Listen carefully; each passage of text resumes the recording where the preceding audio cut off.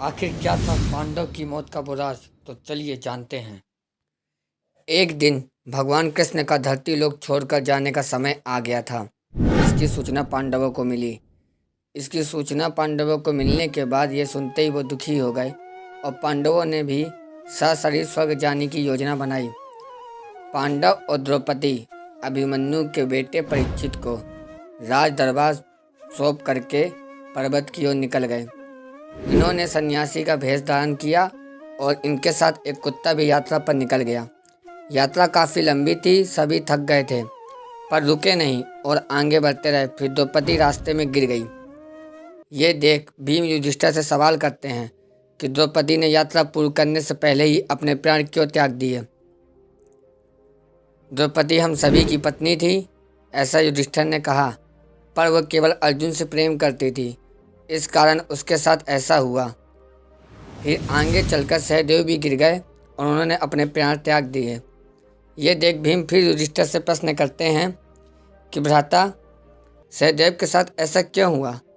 तो युधिष्ठिर ने कहा कि सहदेव बड़ा बुद्धिमान था, पर उसे इस बात का अभिमान था जिस कारण उसके साथ यह हुआ।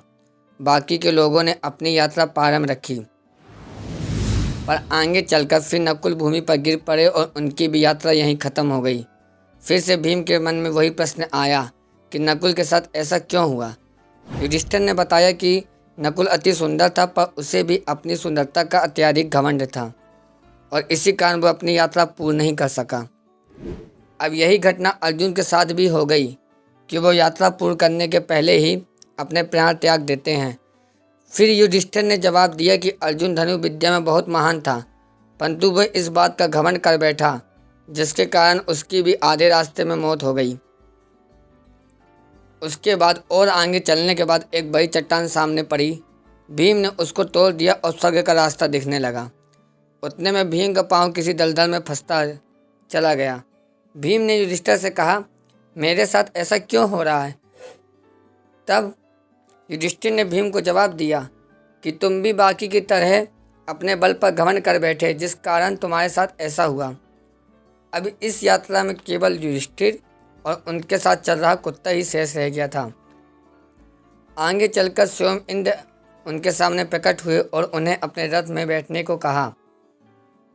तभी युधिष्ठिर ने कहा कि इस कुत्ते ने मेरे यात्रा में कहीं भी साथ नहीं छोड़ा, यह भी मेरे साथ स्वर्ग चलेगा। बाद में पता चला कि वह कुत्ता खुद धर्मराज है। तो युधिष्ठिर ने उनको प्रणाम किया और रथ में बैठ गए। अब आपसे मुलाकात होगी अगली वीडियो में। जय श्री कृष्ण।